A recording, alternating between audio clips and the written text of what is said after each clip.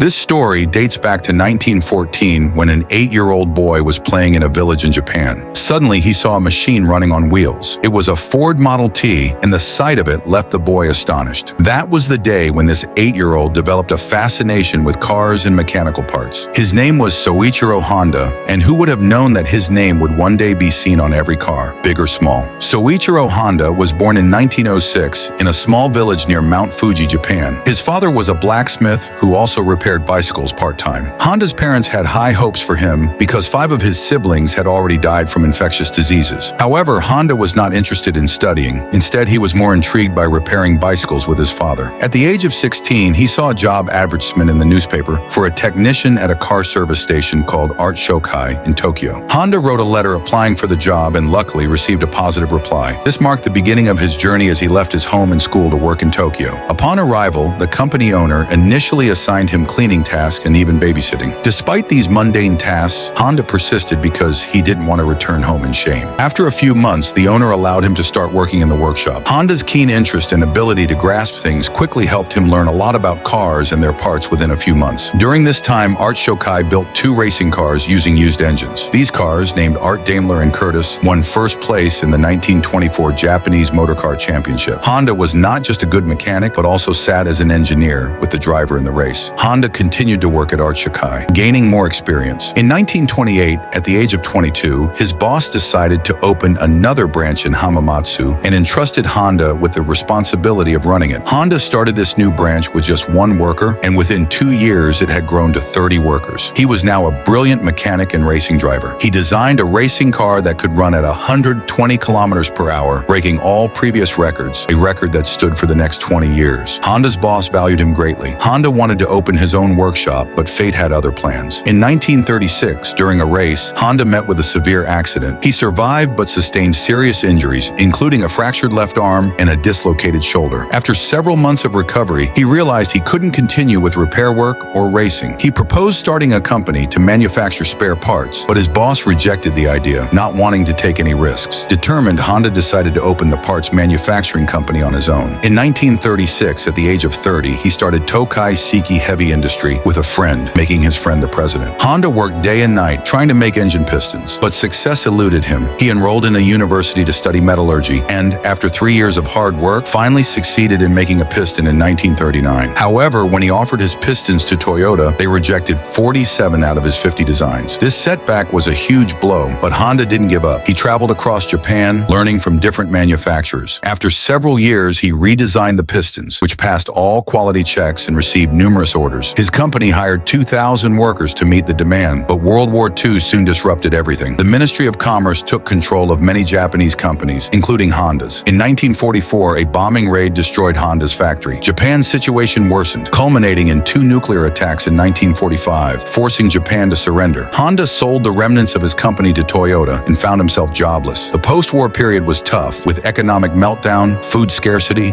and inflation. During this time, Honda came across a small engine used by the Japanese Imperial Army for wireless radios. He attached this engine to a bicycle, creating a makeshift transport solution. The idea was well received, leading him to design a new engine. Unable to afford large-scale production, Honda wrote an open letter to 18,000 bicycle shop owners. Around 3,000 responded positively, providing advance payments. In the next 3 years, Honda developed a motorcycle called Super Cub, which became immensely popular, even surpassing Triumph and Harley-Davidson in sales by 1958. His success continued as he ventured into car manufacturing, eventually launching the Honda Civic in 1972, which became a global hit. Soichiro Honda's journey from a small village to establishing one of the world's largest automobile manufacturers is a testament to his persistence and ingenuity. Honda retired in 1973 and passed away in August 1991, leaving behind a legacy that continues to inspire.